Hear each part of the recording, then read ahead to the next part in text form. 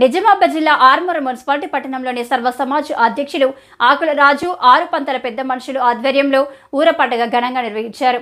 ఆర్మూర్ పట్టణంలోని గ్రామ దేవతలకు, విద్యార్థులకు విద్యను, యువకులకు ఉద్యోగాలను, రైతులకు పాడి పండించే పంటలను గ్రామ దేవతలు అధ్యక్షులు చెప్పారు.